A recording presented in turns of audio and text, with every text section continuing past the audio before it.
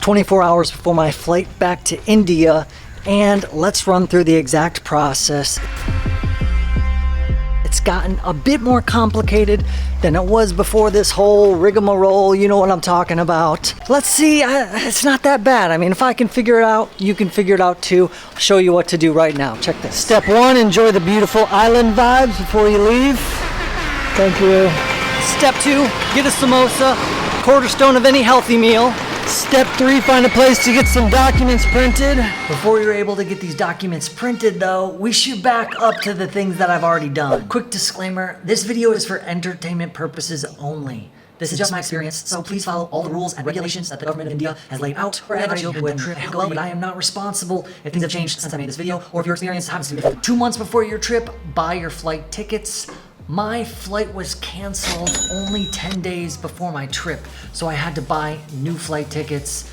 This time, I bought the more expensive option that allowed me to get a partial refund if these tickets were canceled. I'm going to do that moving forward. 10 days before my trip, I got an Indian business visa, and I decided to go with this visa because at this time, I could get a year-long visa with stays of up to 180 days in India at a time, which I'm loving. If you'll be going only for tourist purposes, you can get it online in 30 days, and it's a relatively simple process. Or if you're like me and you're considering doing business in India, here's what I did to get my Indian business visa. I went on to the official Indian website. I had to put information such as my employer, my job, and also under the business visa, there are a number of different options. I chose to set up a business or industrial venture. I needed to upload a business card.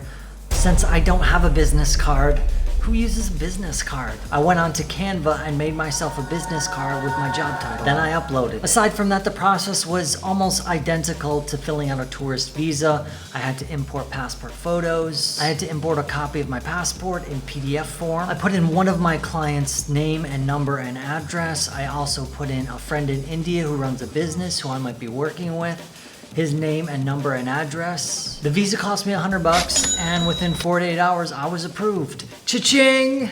India for a year. But I still needed to get through immigration, and I was worried they would ask me a bunch of questions about my business. So I thought a lot about it. Now, if the thought of getting your Indian visa is too much to deal with, you can go to ivisa.com and they will help you through the process. I've had friends use this service and had great things to say. As you can see, we got a tourist visa, a business visa, and a medical visa. Let's say you wanted the business visa, you would click this. The cost is $102 for the visa. Their fee is $68, so it is significant. However, if anything comes up, they will help you figure it out. They'll also make sure you get all your documents so that you have the best chance of getting your visa. And if you just don't want to deal with the Indian website, this is the place to go. By using my referral link, you would be supporting this channel at no extra cost to yourself. I got my PCR test done at a lab here in Colombo. Cost me $40 and was ready within a few hours. They emailed me the results, which I then printed out. After getting your PCR test results, you can go to the Air Suvida website, fill out the details, upload your PCR test, upload your vaccination certification, and then you're gonna download the Air Suvida self-declaration form. And this is one of the most important documents you'll need on your trip to India. I was asked for this form at the check-in to my airline. I was also asked for it when I was leaving the airport in India. When finding a place to get your documents printed, you want to find someone who you can trust, because it basically entails emailing them documents that have like your sensitive information on it. So I went the wrong way. That's okay. The documents you'll need are paper copy of your flight itinerary so you can get in the airport. I got a booking confirmation hotel. Immigration likes to know you're staying somewhere. I got my visa. I got my PCR negative test. Also, since I have a business visa, I have a cover letter stating my intentions. I have a letter of invitation inviting me to do business in India from a friend here. And finally, I got a ticket out of India. Now, I found that as I was going into immigration, they asked me a lot of questions because I only have a one-way ticket. I'm hoping this will help avoid more questions because they'll be like, well, he's leaving in a month, so we'll let him through. We'll see though. I have a flight in 5 hours. The airport's like an hour out of the city, so I'm hoping the taxis go there. It would be just by luck that they don't. I gotta figure out last minute how to get to the airport. I have a business visa now, so I gotta look presentable.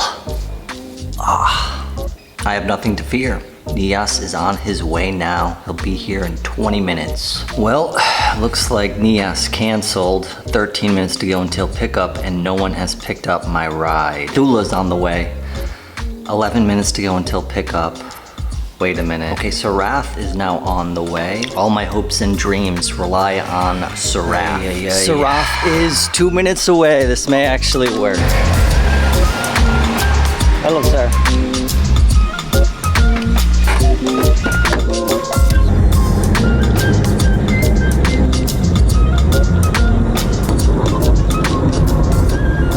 I'm waiting to check in for my flights.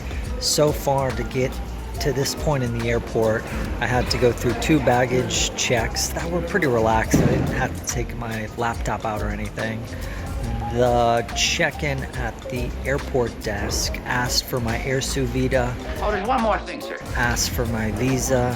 One thing. Asked for my credit card that I bought the ticket with. One more thing. Asked for my vaccination certification. I feel like there's one more thing it asked for. I'll put it up on screen if so. Thank you very much. I think it'll be more challenging to get into India. We'll see how that goes. We have ourselves a delicious egg sandwich. Can't wait to try this. 30 seconds and counting.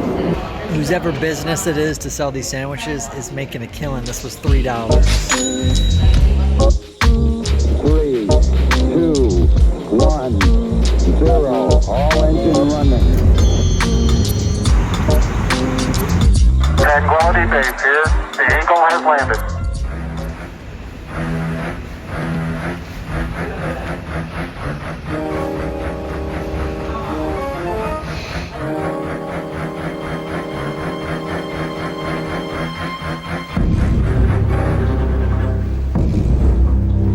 Now the moment I was nervous about immigration. Now I have a love in my heart for all India's immigration officers. Thank you for your job. Thank you for your work. You've helped me be here and I appreciate you. But I was nervous.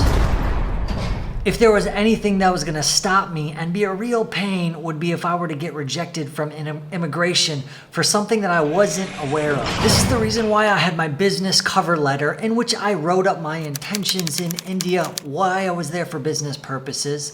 I also had a cover letter on corporate paper from my friend in India and his business stating my intentions with them.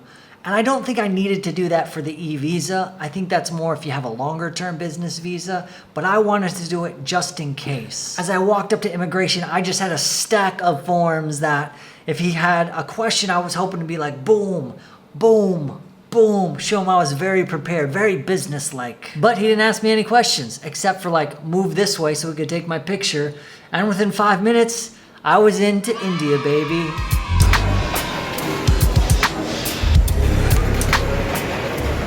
But there was one more hurdle that I was unaware of at that time.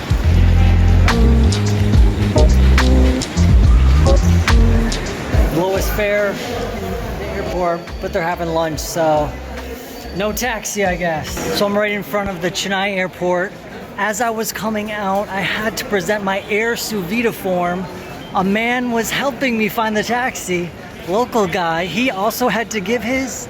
They stopped him and made him go do a COVID test. They're randomly choosing a certain number of passengers. They just checked my form and they let me through. So you could get unlucky and have to do a COVID test, which comes out of, I believe you have to pay for as well. Hopefully you don't have to do that, but still you are in India, so there's that. I heard between 2 and 5% of the people coming out of the airport will be randomly selected by this team that was outside of the airport. They have a little couple booths where you can do a COVID test. Just be aware, you might have to pay some money for this COVID test. The poor guy who was helping me, I waved him goodbye. He waved me with like a look of like, no. as I went off to a taxi and started to enjoy India once again. If you like me sharing info about India, please click the like button, help this video go out to more people. And if you have any video suggestions now that I'm back in India, let me know. Let's start making some videos. Take care.